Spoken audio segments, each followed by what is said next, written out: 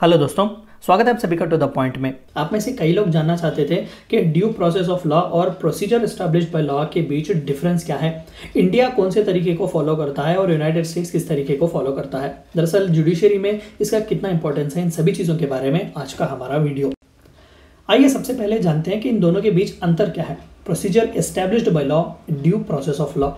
देखिए, procedure established by law एक ऐसा प्रावधान है या फिर एक ऐसा प्रोसेस है जहां पर the judiciary were determining the constitutionality of law examines only the substantial question, that is whether the law is with in the powers of the authority concerned और नॉट। देखिए, नाम से ही आपको पता चल सकता है कि procedure established by the law यानी कि लेजिस्लेचर जो लॉज बनाते हैं, जो एक्ट्स वगैरह पार्लियामेंट पास करते हैं, कोर्ट्स जो है बस इतना ही सवाल करते हैं या फिर इतना ही इंक्वायर करते हैं क्या विद इन दैट एक्ट ये जो है, जो कोई भी काम किया गया है यानी कि कोई एग्जीक्यूटिव या फिर कोई अथॉरिटी ने जो काम किया है, क्या ये लॉ के अंदर आता है या ये इस एक्ट के परव्यू में वो आता है या नहीं।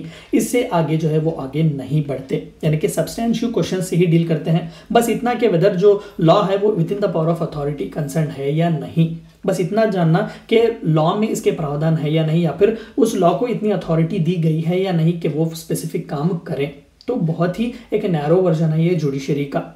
वहीं पर अगर आप ड्यू प्रोसेस ऑफ लॉ के बारे में बात करें, the judiciary while determining the constitutionality of law examines both the substantive question, that is whether the law is within the powers of the authority concerned or not, as well as the procedural grounds of being unreasonable। यानी कि महज substantive questions नहीं, उसके आगे भी बढ़ते हैं कि भाई तुमने ट्रांसग्रेस किया तो है, किस लिए किया हुआ है। यानी कि एक अथॉरिटी है, एक क्वेश्चन करने की अथॉरिटी दी जा सकती है कि प्रोसीजरल बेसिस पर भी, यानी कि कैसे किया तुमने, किस लिए किया, यहाँ पर तुम्हें अधिकार किस तरीके से दिए गए हैं, यानी कि एक सवाल करने का एक एडिशनल जो है एक पावर दिया जाता है। यानी कि एक ड्यू प्रोसेस, देखिए बस इतना याद रखिएगा कि लॉ देने में जो कोई भी ज़रूरत है, जो प्रोसेस नेचुरली लगता है, उसे फॉलो किया जा सकता है ड्यू प्रोसेस ऑफ लॉ में। लेकिन प्रोसीजर एस्टैब्लिश्ड बाय लॉ में कोर्ट नहीं कर सकता, जुडिशरी नहीं कर सकती। एक स्पेसिफिक ऑर्डर दिया गया है, उसके तहत ही काम करना बहुत ज़रूरी है।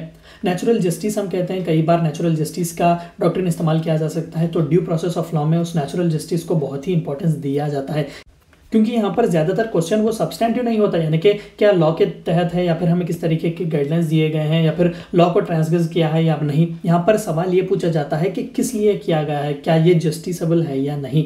लेकिन प्रोसीजर एस्टैब्लिश्ड बाय लॉ में इस तरीके से नहीं होता, बस इतना सवाल किया जा सकता है, सब्सटेंशियल क्वेश्चन पूछा जा सकता है कि अथॉरिटी में है या नहीं।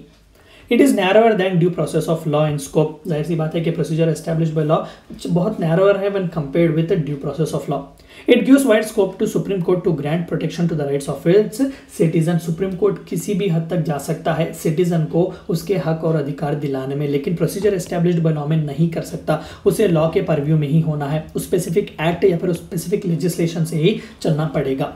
The judiciary is not expected to go into the question of its reasonableness, suitability और policy implications। जैसे कि अभी मैंने कहा कि नैरोअर है, हद से ज़्यादा जुडिशरी बढ़ नहीं सकती। एक स्पेसिफिक उन्हें जो है एक मॉडल दिया जाता है जिसके तहत उन्हें फॉलो करते हैं। For example Indian evidence act की जब हम बात करते हैं तो चाहिए कि आप एविडेंस पर एक्ट करें।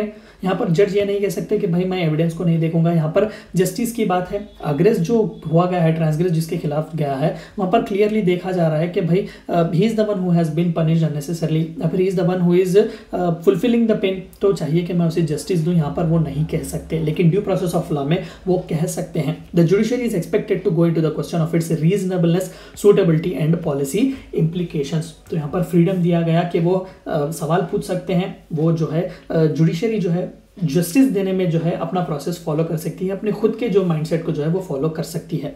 Indian constitution established this doctrine to be followed by judiciary.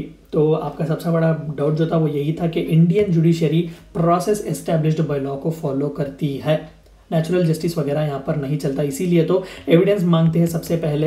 एक बहुत ही क्लियर कट हमें पिनल कोड दिया गया है, आईपीसी दिया गया है, सीआरपीसी दिया गया है, जिसके तहत ही जजमेंट्स वगैरह देते हैं। उसी के प्रोसीजर के तौर पर जो है इंडियन जुडिशरी काम करती है। इसीलिए जो है एज ऑफ 2020 लगभग 3 करोड़ केसेस जो हैं वो पेंडिंग पर हैं। लेकिन United States the best example, the American constitution establishes this doctrine to be followed by judiciary. तो यूनाइटेड स्टेट्स जो है वो ड्यू प्रोसेस ऑफ लॉ को फॉलो करता है। तो इसीलिए यूनाइटेड स्टेट्स की सुप्रीम कोर्ट जो है वो बहुत ही पावरफुल मानी जाती है। दुनिया में सबसे पावरफुल सुप्रीम कोर्ट अगर किसी कंट्री का है तो वो यूनाइटेड स्टेट्स की कंट्री का है, and that is because it follows due process of law. UK का भी जो है वो procedure established by the law है। यूके में पार्लियामेंट जो है वो सॉवरेन है। यूके का सुप्रीम कोर्ट भी जो है कुछ भी नहीं कर सकता अगर पार्लियामेंट कोई एक्ट वगैरह पास करता है। तो इंडिया में भी इसी तरीके के प्रावधान दिए गए हैं। तो सुप्रीमसी जो है इंडिया में भले ही पब्लिक में हो, लेकिन सेपरेशन ऑफ पावर्स क्लियरली है, यानी कि जुडिशरी, एग्जीक्यूटिव और लेजिस्लेटर तीनों जो है वो एक दूसरे के खिलाफ चेक्स एंड बैलेंसेस की तरह काम करते हैं। यहाँ पर कोई सुप्रीम नहीं है, जैसे भले ही वो सुप्रीम कोर्ट हो या फिर एग्जीक्यूटिव हो या फिर लेजिस्लेटिव हो, तीनों मिलकर काम करते हैं तभी स्टेट चलता है। तो ये फर्क था प्रोसीजर एस्टैब्लिश्ड बाय लॉ और ड्यू प्रोसेस ऑफ लॉ के बीच में। Thank you for watching my video.